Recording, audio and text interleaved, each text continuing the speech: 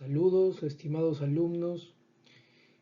Yo soy el doctor Mario Suárez Montalvo, médico internista del Hospital Rebagliati, y el día de hoy vamos a hablar de la fisiopatología y semiología del dolor. El dolor es la principal causa de la consulta médica. Es algo que muy frecuentemente vamos a ver, un problema al cual ustedes se van a enfrentar el día a día en su práctica diaria, sea cual sea la especialidad que sigan. Y hay que tener en cuenta que el coste económico del dolor es importante.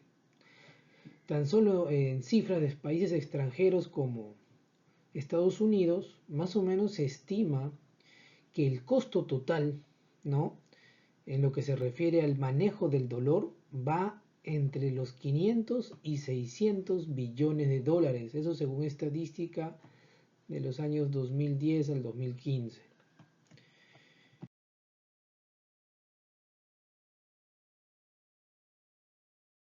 Vamos a presentar un caso clínico, el cual vamos a tratar de resolver al final de la clase. Miren, este es un paciente de 51 años que padece de gonartrosis. La gonartrosis es la artrosis de la articulación de la rodilla. Esto lo presenta hace 5 años. Entonces nos dice que cada semana tiene que ingerir antiinflamatorios no esteroideos justamente para controlar un dolor que tiene en las rodillas, producto de la gonartrosis. En varias ocasiones ha tenido otro tipo de dolor, el cual acá nos describe como un dolor abdominal en epigastrio, de característica urente y que alivia con la ingesta de antiácidos o suspendiendo la ingesta de estos analgésicos. 4 días antes de la consulta observa que su rodilla derecha está tumefacta, enrojecida y con aumento de la temperatura, con dolor intenso a la movilización o palpación superficial. Es decir, tiene dolor, tumefacción y calor, los clásicos signos de flogosis. Además de presentar 2 días previos fiebre de 38 grados. Entonces la primera pregunta que nos colocamos es definir qué cuadro presenta el paciente. Probablemente por las características de flogosis en la rodilla derecha está teniendo un problema inflamatorio de la rodilla, probable artritis séptica de la rodilla. Y en cuanto a cuántos tipos de dolor presenta, acá vamos a darnos cuenta que por lo menos hay 2 tipos de dolor diferentes. Uno, que es el dolor propio de la articulación de la rodilla,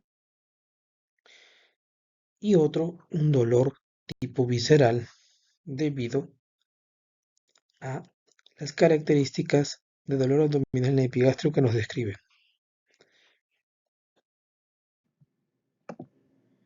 Definición del dolor. Curiosamente, el diccionario de la Real Academia Española define el dolor de una manera muy exacta, ¿no? Lo define como la sensación molesta y aflictiva de una parte del cuerpo por causa interna o externa. La definición dentro del ámbito médico, ¿no?, es una definición dada ya por la Asociación Internacional para el Estudio del Dolor, ¿no?, el IASP, la cual el año 2020 actualizó la definición del dolor, que la cataloga como una experiencia sensorial y emocional desagradable asociada o similar a la asociada a una lesión tisular real o potencial. Bien, eh, dentro de la fisiopatología del dolor conviene recordar algunos aspectos en el desarrollo embriológico que tienen que ver con algunas bases neuroanatómicas del sistema sensitivo del dolor. Recuerden ustedes, a grandes rasgos, el desarrollo embriológico básicamente consiste en que cada segmento embriológico inicialmente va a localizarse en un lado o en una zona determinada, ¿no? Y a medida que pasan los meses, muchos de esos segmentos embriológicos van a terminar ubicados en un lugar distante, ¿no?, a su sitio de origen. Estos segmentos embriológicos, ¿no?, que inicialmente estuvieron en un lugar y ya para el término del desarrollo terminan en una ubicación muy diferente o distante, van a arrastrar en ese proceso su inervación original, ¿ya? Y este concepto es importante para entender, ¿no?, por qué existen unos dolores viscerales de difícil ubicación o de localización menos precisa que el dolor somático. Fíjense ustedes que cada somita se diferencia en 3 regiones. Recuerden que las somitas son bloques de mesodermo, ¿no? Y estas 3 regiones van a originar los 3 elementos, ¿no?, que ustedes conocen: los miotomas, los dermatomas y los escleromas. El dermatoma, pues, se desplazará hacia afuera, formará la dermis; el miotoma formará los músculos y el escleroma, pues, va a formar los huesos y los cartílagos, ¿no? Entonces, cada una de estas somitas, ¿no?, la afección de cada una de estas capas va a tener relación con el dolor de tipo somático, ¿no? Y ustedes van a ver posteriormente que el dolor de tipo somático se caracteriza por ser un dolor, ¿no?, que bien localizado, superficial, que básicamente va a presentarse en la piel, en el tejido celular subcutáneo, en los huesos o en el músculo. A diferencia del dolor visceral, ¿no? Acá, como pueden ver, tenemos derivados del intestino primitivo, ¿no? El intestino primitivo inicia su formación en forma de un tubo longitudinal ubicado en la línea media, ¿no?, en el cual en su posterior desarrollo va a formar algunos esbozos, algunos divertículos, que al final van a terminar derivando en el intestino primitivo, ¿no?, ya sea el anterior, el medio y el posterior, ¿no? Y a su vez se derivará en cada uno de los órganos, ¿no?, ya maduros propiamente dicho, como el estómago, el esófago, las vísceras intestinales, las vísceras abdominales, páncreas, hígado, etc., ¿no? Entonces, tener en cuenta que estos crecimientos longitudinales, ¿no?, hablando del intestino primitivo, dejan considerablemente la inervación de los lugares en los cuales se formaron. Y esto muchas veces puede explicar por qué el dolor visceral tiene una ubicación un poco menos precisa que el dolor somático. El dolor visceral es un dolor de características más difusas, ¿no? Y muchas veces es difícil reconocer el órgano que está afectado. Por ejemplo, ¿no?, si hablamos de una apendicitis aguda, inflamación del apéndice, ustedes van a ver posteriormente que el dolor no inicia en la zona donde está ubicado el apéndice, que es en la fosa ilíaca derecha, sino que inicia a nivel de la línea media, precisamente en el epigastrio.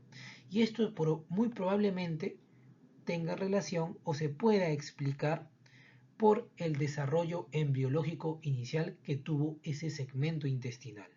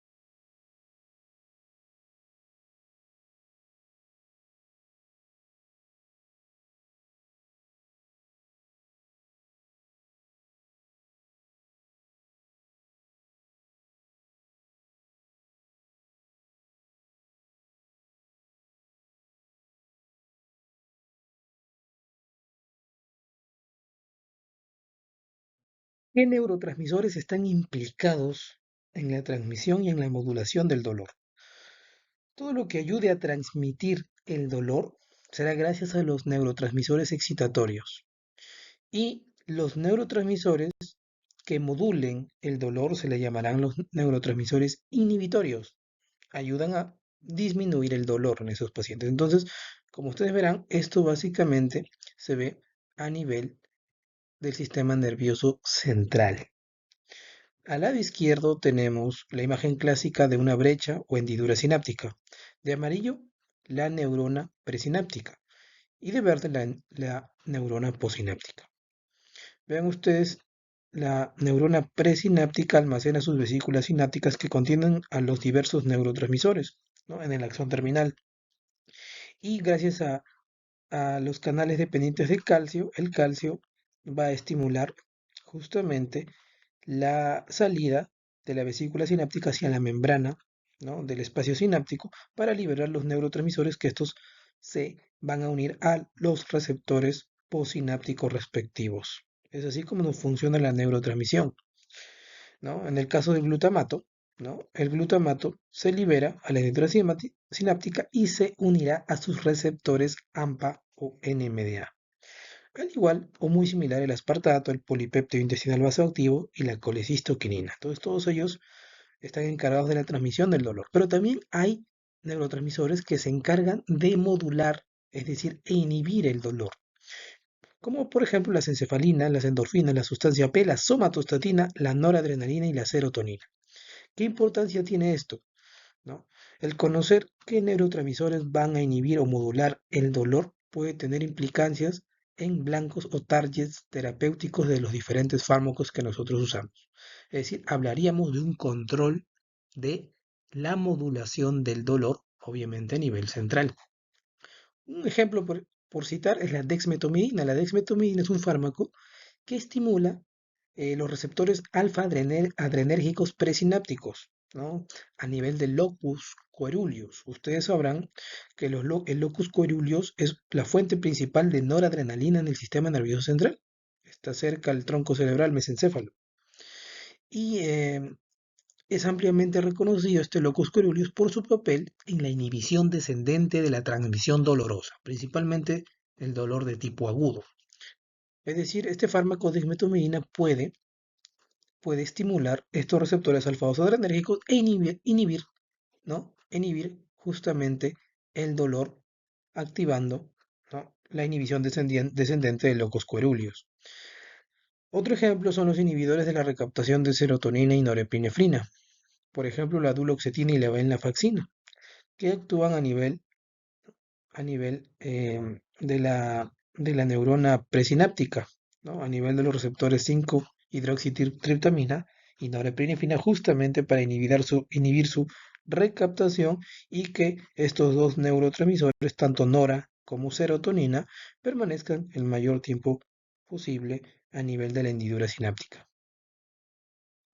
En esta diapositiva hablaremos del mecanismo por el cual se produce el dolor a distancia. Eh, Tanto el dolor referido y el dolor irradiado son dolores a distancia. El dolor irradiado, lo veremos en una diapositiva mucho más adelante, sucede cuando hay una afectación de las vías nerviosas que transmiten el dolor. Pero en el dolor referido no hay una lesión o afectación de las vías nerviosas. Entonces, ambos, tanto dolor referido como dolor irradiado, consisten en que el paciente siente dolor en una zona diferente en donde está la lesión. Entonces, si hablamos del dolor referido, hablaremos de la teoría de la convergencia o proyección del dolor. ¿Cómo es esto? El clásico ejemplo. Es cuando un paciente comienza a sentir un dolor de tipo somático en un lugar, pero este dolor de tipo somático es originado por un estímulo visceral. El clásico ejemplo es la angina de pecho. La angina de pecho es el dolor retroesternal que el paciente padece producto de la isquemia miocárdica. Por ejemplo, se me ocurre un infarto de miocardio. Entonces, este paciente con angina de pecho tiene un dolor retroesternal debido a la ubicación del corazón. Sin embargo, puede tener dolor en una zona o región distante al corazón. Por ejemplo, cuello o brazo izquierdo. Y así se presentan estos pacientes con infarto agudo de miocardio, dolor de pecho asociado o con presencia de dolor referido al cuello o al brazo izquierdo. ¿Y por qué sucede esto? Esto es debido a que justamente esta región, por ejemplo, del cuello y del brazo izquierdo, son inervados por las fibras somáticas que ingresan a la médula junto a las fibras simpáticas que inervan al corazón. Como pueden ver aquí en la imagen de la izquierda, fíjense ustedes que la piel está inervada por fibras somáticas y la víscera, en este caso el corazón, está inervado por fibras simpáticas o fibras que son de tipo C. Tanto estas fibras somáticas y fibras viscerales, vean ustedes, se van a encontrar a nivel del asta posterior de la médula espinal y van a hacer sinapsis con la misma segunda neurona. Es decir, tanto fibra somática y fibra visceral, en este caso, comparten la misma segunda neurona. Y si comparten la misma segunda neurona, obviamente, eso es lo que me explica por qué el paciente a quien tiene un dolor de tipo visceral debido al problema miocárdico, una isquemia miocárdica, puede tener, puede tener un dolor de tipo somático en otras regiones del cuerpo, como el brazo y el cuello. Ahora hablaremos de la sensibilización central. La sensibilización central es un proceso fisiológico implicado en la cronificación del dolor.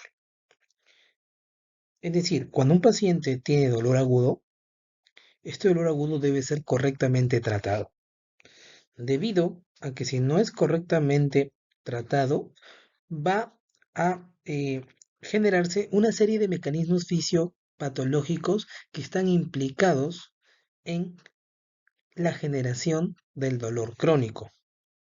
Habrá una respuesta aumentada de los nociceptores. A eso se le llama sensibilización periférica. E inclusive aumentará la excitabilidad de las neuronas tanto de la médula espinal o de la corteza cerebral, y a esto se le denominará sensibilización central. Ven ustedes cómo al inicio, ¿no?, cuando hay un dolor de tipo nociceptivo, si este se perpetúa a través del tiempo, comienza a generar una reacción inflamatoria en la zona local, en el área donde se produce el dolor.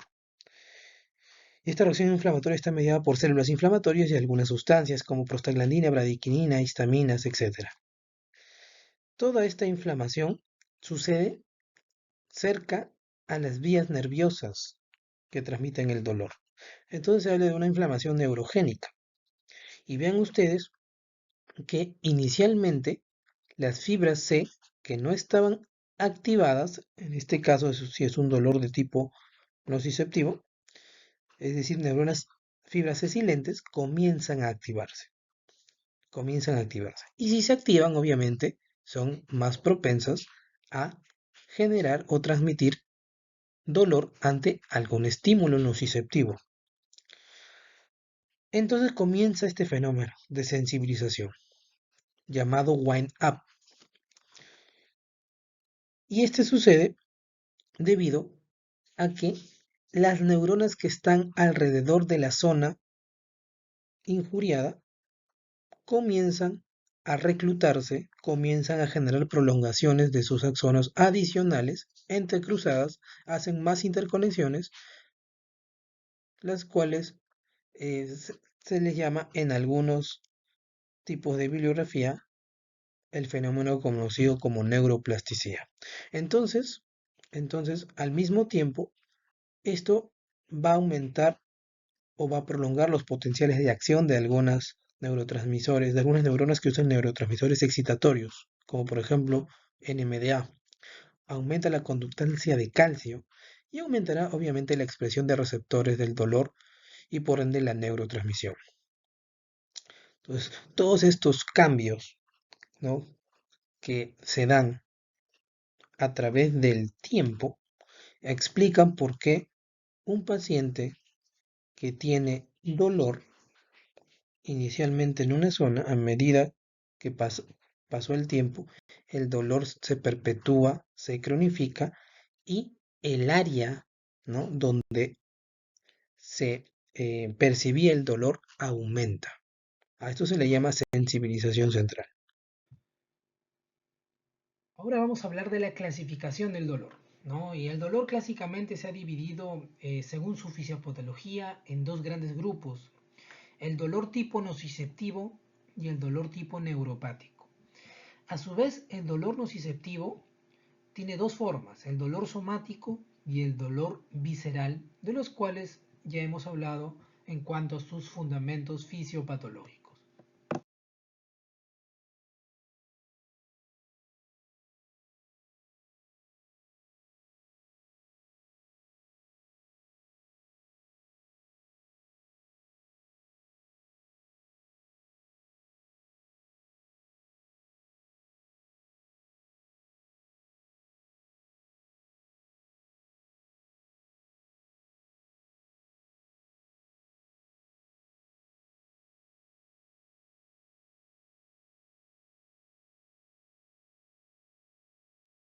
En cuanto al dolor nociceptivo, hablaremos de algunos términos que son validados por la Sociedad Internacional para el Estudio del Dolor. Cuando hablamos o nos referimos a nocicepción, es básicamente el proceso neuronal de codificación del estímulo nocivo. El dolor nociceptivo propiamente dicho es el dolor que va a surgir de un daño real o amenaza al tejido no neural y se va a deber a la activación de unos receptores para el dolor llamados nociceptores. Entonces, aquí también se define qué es un nociceptor. Entonces, es un receptor sensorial de alto umbral del sistema nervioso somatosensorial periférico y que tiene la capacidad de transducir y codificar el estímulo nocivo o doloroso. La neurona nociceptiva es la neurona central o periférica del sistema nervioso somatosensorial que es capaz de codificar estímulos nocivos. Y un estímulo nociceptivo es un evento que daña realmente o potencialmente los tejidos, ¿no? Transducido y codificado por nociceptores. En cuanto al dolor neuropático, también hablaremos de algunos términos. El dolor neuropático per se está definido como un dolor causado por una lesión o enfermedad del sistema nervioso somatosensorial.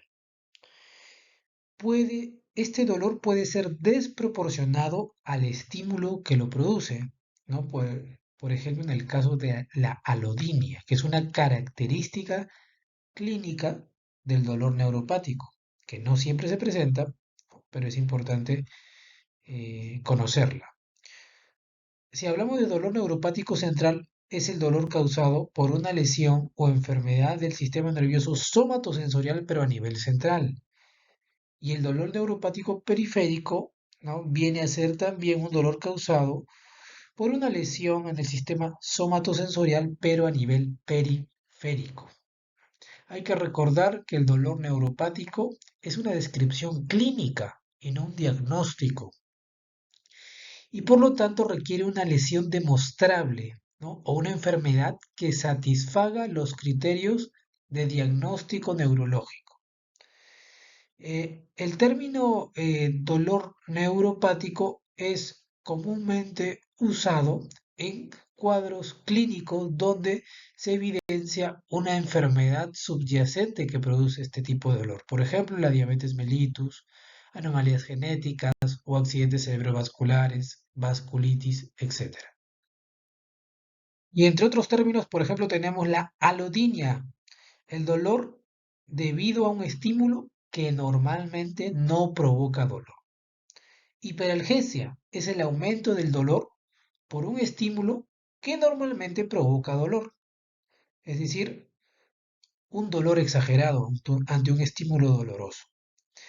Y la neuralgia es un dolor que se localiza en relación a la distribución de un nervio o nervios, como por ejemplo la neuralgia del trigémino, que recorre, ¿no?, la dirección del nervio trigémino. Entonces, cuando hablamos del dolor nociceptivo, este dolor puede ser activado gracias a la conducción de las fibras A delta para el dolor somático y de las fibras C para el dolor visceral.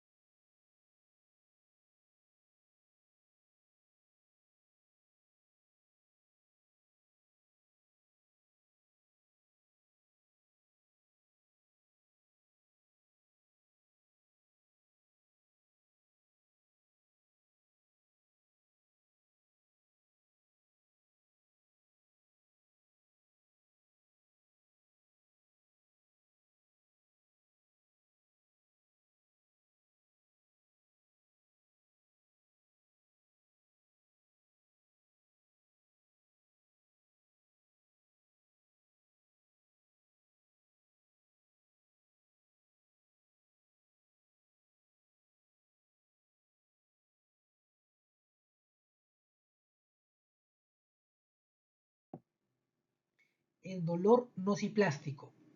El dolor eh, nociplástico es conocido como el dolor de tipo funcional.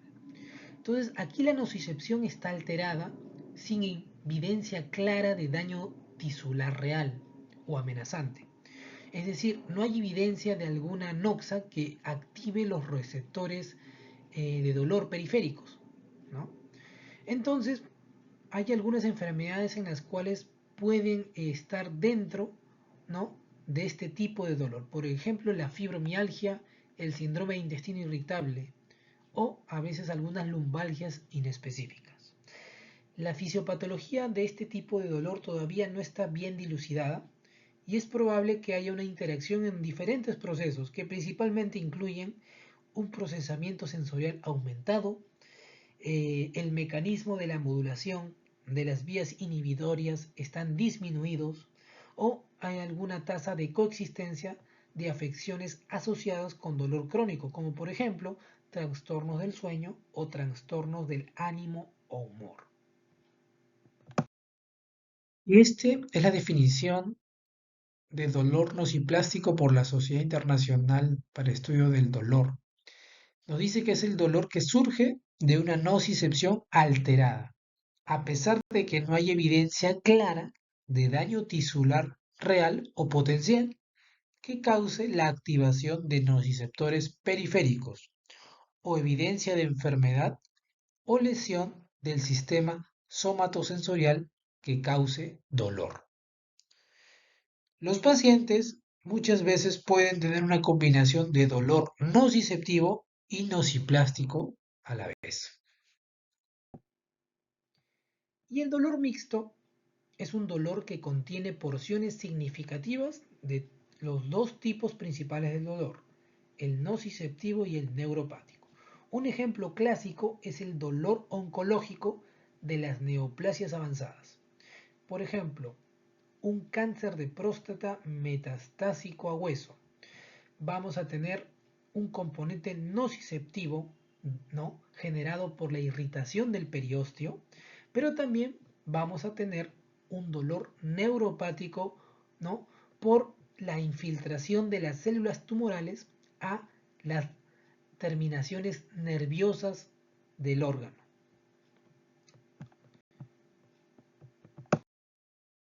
Propuestas de descriptores de dolor crónico para la Sociedad Internacional para el Estudio del Dolor.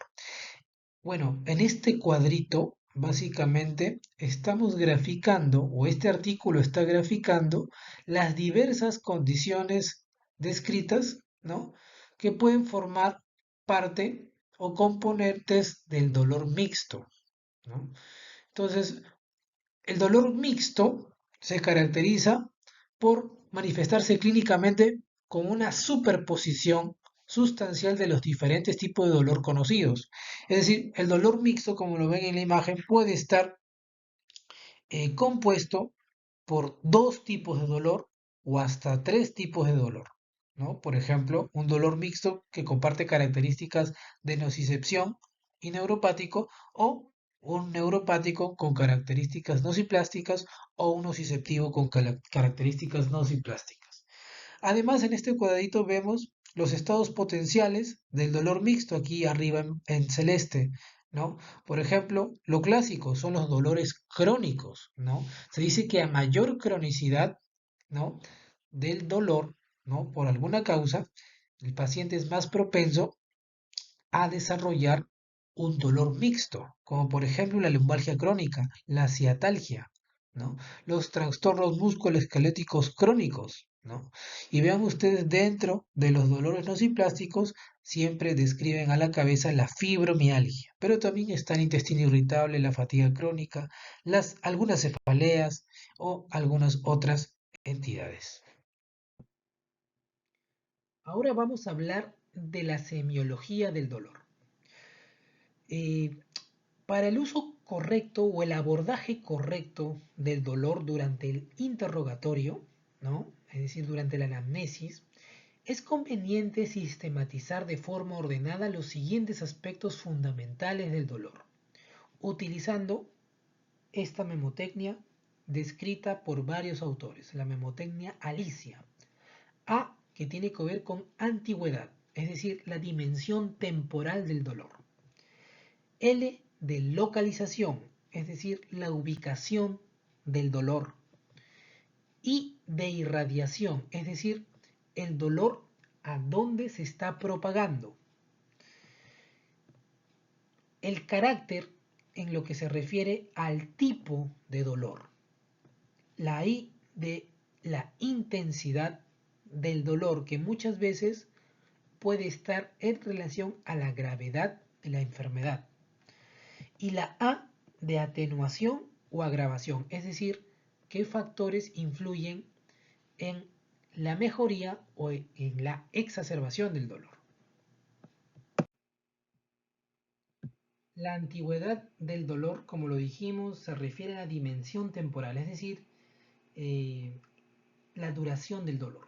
Entonces, generalmente se divide en dos grandes tipos, el dolor agudo o si estamos frente a un dolor crónico.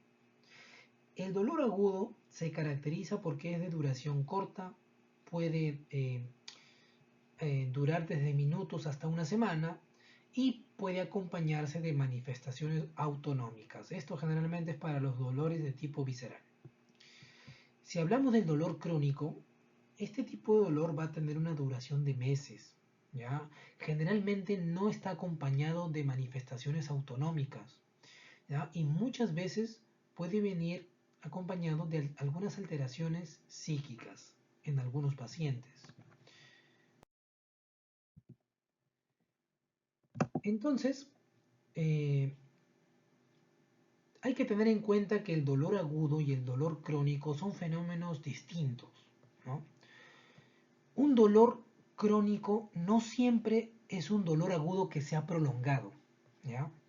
La diferencia yace en que el dolor agudo tiene un mecanismo patogénico distinto al dolor crónico y por lo tanto el tratamiento no es igual, el tratamiento es diferente. El dolor crónico, ¿no? El dolor crónico es similar a una emoción, un recuerdo traumático o aprendido que sigue rebotando en nuestro cerebro mucho tiempo después de que la lesión haya desaparecido por completo. Entonces esto generalmente es el dolor crónico. La Sociedad Americana de Cáncer hace una definición operacional del dolor en cuanto a su temporalidad. Y como puede ver aquí, el dolor agudo se considera cuando el dolor tiene una duración menor a 3 meses y el dolor crónico cuando tiene una duración mayor a 3 meses. Hay algunas otras definiciones, ¿no? En donde, por ejemplo, el dolor crónico lo consideran cuando tiene más de 6 semanas, ¿no? El punto de corte baja un poco según estos autores, pero generalmente se maneja la definición del primer enunciado. Ahora, la clasificación de la temporalidad del dolor muchas veces va a ir acorde al tipo de dolor o a la patología concreta. Por ejemplo, en el dolor lumbar se maneja esta clasificación, ¿no? Aguda, subaguda y crónica. Siendo la aguda un dolor menos de 6 semanas, subaguda de 6 a 12 semanas y un dolor crónico más de 12 semanas.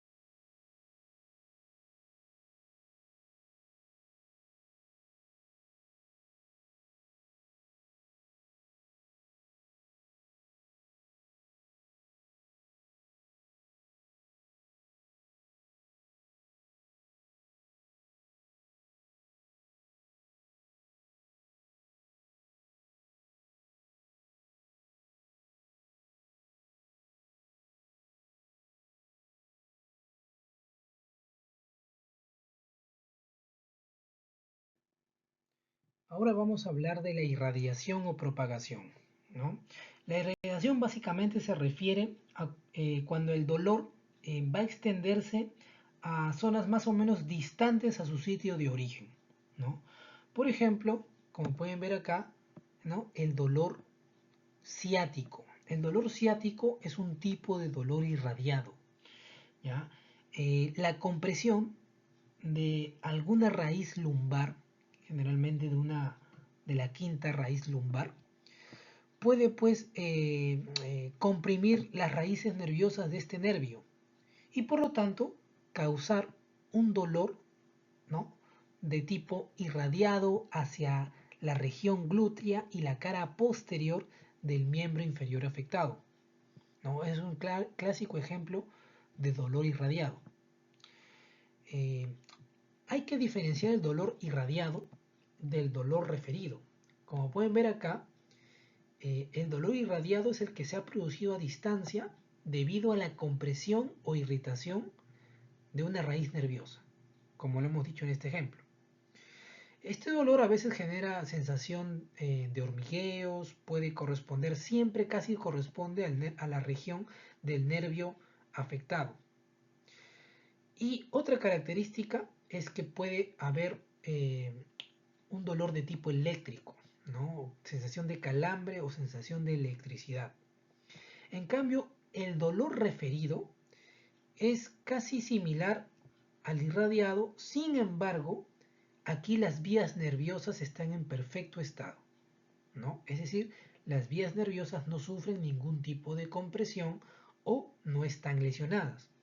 En este caso el dolor se produce gracias a que varias estructuras distintas en nuestro cuerpo que son controladas por un mismo nivel de metámera, es decir, eh, las raíces nerviosas van a ser compartidas en una misma segunda neurona a nivel de determinada metámera.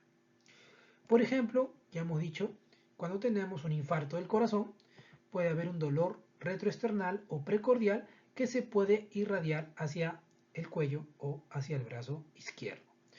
Otro ejemplo de dolor referido, como pueden ver acá, es el dolor, ¿no?, de la vesícula biliar. Cuando la vesícula biliar se inflama, hay un dolor somático a nivel del hipocondrio derecho, que es donde está ubicada la vesícula, pero también el dolor puede irradiarse o referirse más concretamente hacia otros lados como la región escapular o la región dorsal, ¿no? Otro ejemplo de dolor referido es el dolor, por ejemplo, de los riñones a nivel renal, ¿no? El dolor se ubica en los flancos, pero se pueden irradiar o referir, mejor dicho, referir a las zonas lumbares.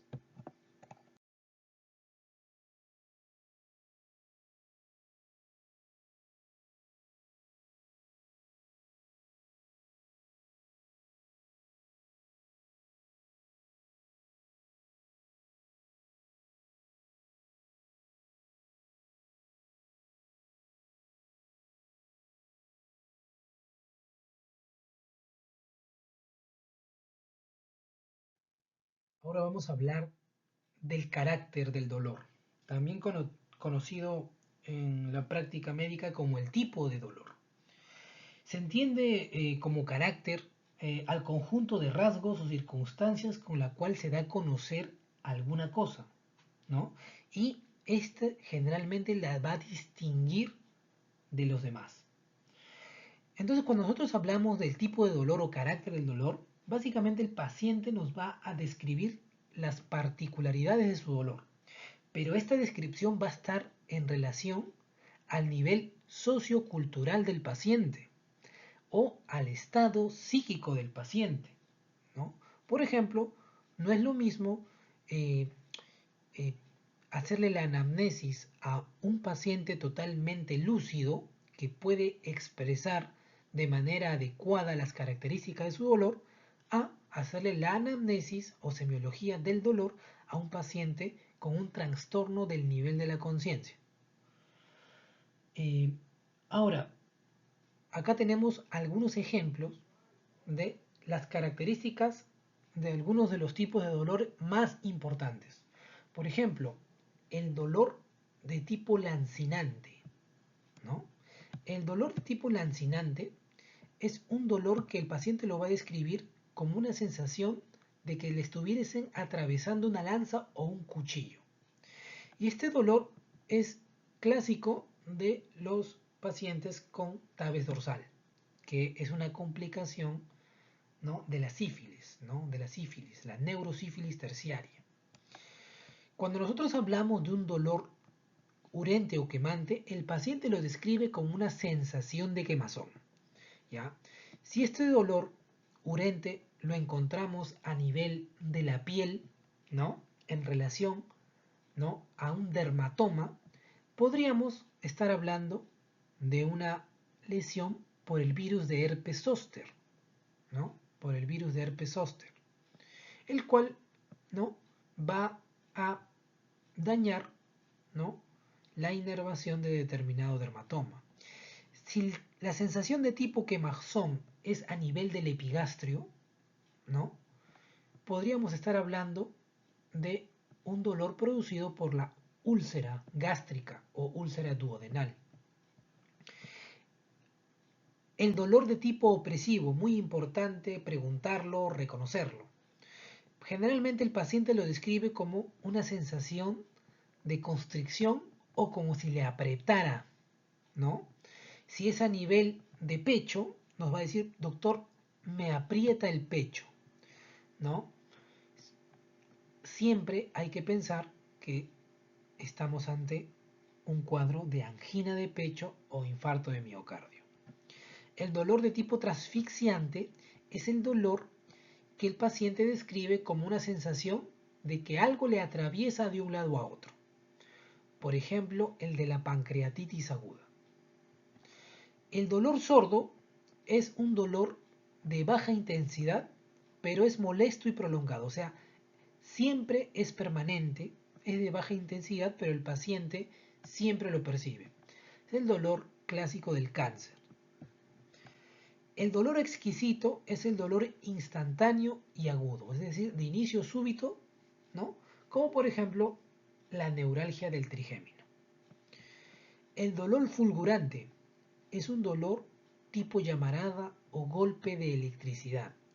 Esto generalmente es característica del dolor de tipo neuropático, por ejemplo, una polineuropatía o una polineuritis. El dolor desgarrante es cuando el paciente describe que tiene la sensación de que algo se le ha roto. Y eso puede estar en relación a una emergencia médica como lo es el aneurisma disecante de aorta, ¿no?, o también un aneurisma cerebral roto. El dolor de tipo pulsátil, el paciente lo describe como un latido, y eso es característico de un absceso, por ejemplo, ¿no?, un absceso de partes blandas o un absceso hepático. El dolor tipo cólico es un dolor de tipo retortijón, ¿no?, clásico del dolor de víscera hueca, ¿no?, por ejemplo, en una obstrucción intestinal. El dolor gravativo, también llamado el dolor de peso, el paciente te lo va a describir como un dolor de tipo pesadez. Por ejemplo, la hepatomegalia producto de una hepatitis o congestión o por congestión cardíaca.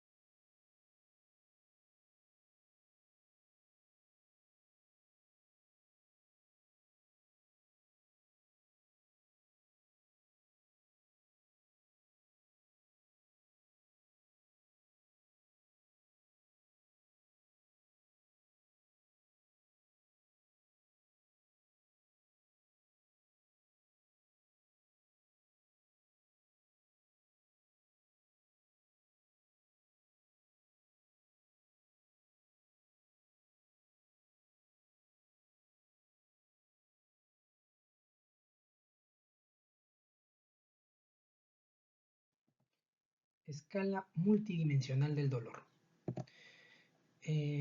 Bueno, este tipo de escalas son un poco más complejas, ¿no? Hay numerosas escalas para valorar la intensidad del dolor, donde usan múltiples parámetros clínicos, un poco más específicos que no es necesario que ustedes lo apliquen o lo aprendan de memoria, solamente es para conocimiento, ¿no? De que las especialidades, ¿no? O especialistas que se dedican al manejo del dolor pueden hacer uso de este tipo de cuestionarios.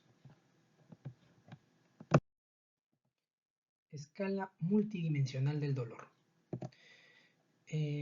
Bueno, este tipo de escalas son un poco más complejas, ¿no? Hay numerosas escalas para valorar la intensidad del dolor, donde usan múltiples parámetros clínicos, un poco más específicos que no es necesario que ustedes lo apliquen o lo aprendan de memoria, solamente es para conocimiento, ¿no? De que las especialidades, ¿no? O especialistas que se dedican al manejo del dolor pueden hacer uso de este tipo de cuestionarios.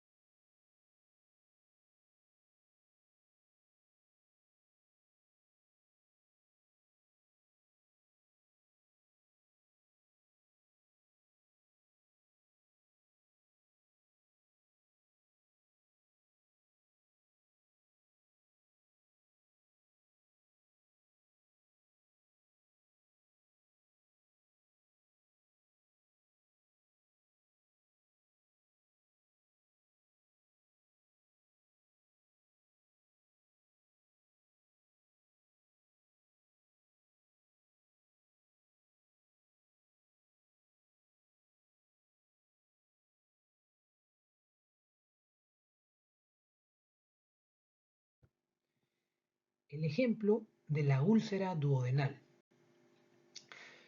La localización, ya lo habíamos dicho, era a nivel del epigastrio y si esa úlcera se rompe, ¿no? Hablamos de una úlcera penetrada, el dolor puede irradiarse hacia la región dorsal.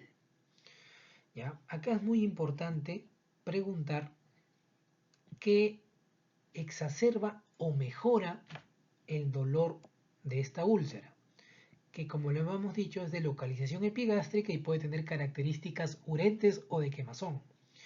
Fíjense ustedes, en el ejemplo estamos poniendo otro parámetro adicional que es la frecuencia del dolor, ¿no? Y aquí podemos ver en esta línea de tiempo que el dolor aparece en horas de la madrugada, en periodos de ayuno, y disminuye cuando coincide con las comidas, ¿no? La comida no hay dolor, periodo de ayuno vuelve el dolor, almuerza el paciente y el dolor baja, pasan unas horas de ayuno, el dolor aumenta y al momento de la alimentación o de las comidas el dolor disminuye. Entonces se establece un claro, una clara evolución de que el dolor de este paciente mejora con los alimentos. Eso es clásico de una úlcera péptica. ¿Qué es una úlcera péptica? Es una solución de continuidad, ¿no?, de la mucosa gastrointestinal. Es decir, se forma una úlcera en la mucosa gastrointestinal y el ácido comienza a dañar y por lo tanto aparece un dolor de tipo visceral. Entonces, una úlcera gástrica, ¿no?, generalmente su dolor va a aumentar con los alimentos, ya que el alimento va a estimular la secreción del ácido clorhídrico y ese ácido clorhídrico va a precipitar más daño a nivel de esta úlcera. Por otra parte, si la úlcera se genera a nivel del duodeno, esta es la úlcera que se va a caracterizar porque su dolor va a mejorar con los alimentos, ¿ya? Va a mejorar con los alimentos y va a aumentar en el ayuno. Entonces, muy importante preguntar la frecuencia y factores agraviantes y factores que mejoran el dolor.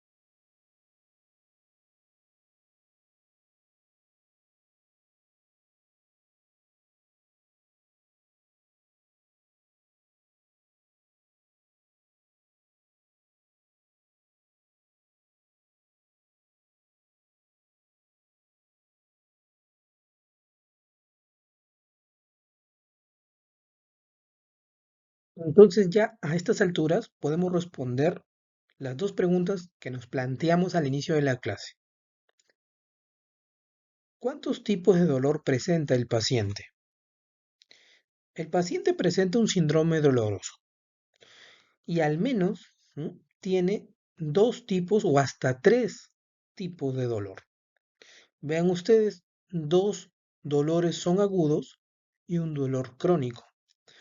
Hablaremos entonces primero del dolor agudo. Presenta un dolor agudo en la rodilla y este dolor agudo en la rodilla es de tipo nociceptivo y somático, el cual es secundario a una artritis en la rodilla derecha.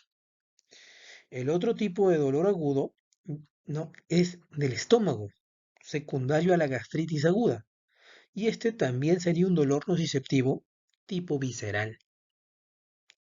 Pero nos habíamos olvidado del dolor crónico que presenta hace 5 años producto de la gonartrosis. Entonces, estos dolores crónicos al inicio son nociceptivos de tipo somático, pero como hemos visto en la clase, a medida que pasa el tiempo, puede agregarse el dolor de tipo neuropático, por lo que el dolor crónico mixto es secundario a la gonartrosis. Entonces, estos tipos de dolor hacen que encaje, ¿no?, en los diagnósticos que presenta el paciente, las cuales son artritis aguda de rodilla derecha y una gastritis aguda secundaria a los antiinflamatorios no esteroideos. 6 notas claves en el concepto de dolor, ¿no? Estas son las 6 notas claves que quieren transmitirnos este grupo internacional para el manejo del dolor. Hay que recordar que el dolor es una experiencia personal influenciada en diferentes grados por factores biológicos, psicológicos y sociales.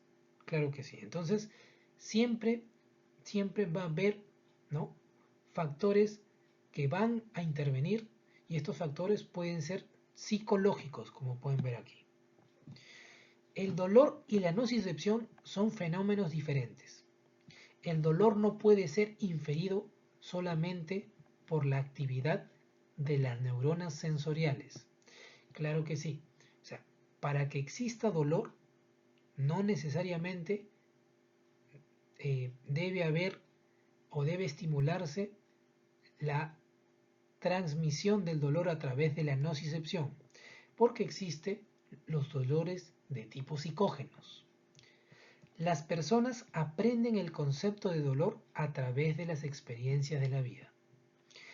4. Si una persona manifiesta una experiencia dolorosa, esta debe ser respetada y correctamente abordada, diría yo. 5.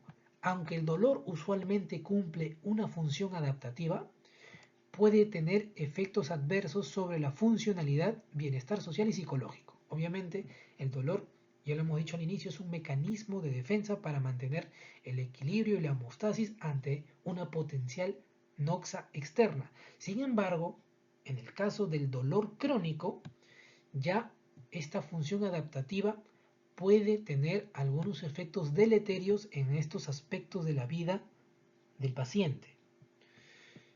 6. Una de las maneras para expresar dolor es por la descripción verbal. Sin embargo, recordar que la incapacidad para comunicarse no niega la posibilidad de que un ser humano experimente dolor. Y eso lo hemos visto, ¿no?, en la lámina en donde hablábamos del paciente adulto mayor con demencia que no puede expresar verbalmente muchas veces su dolor.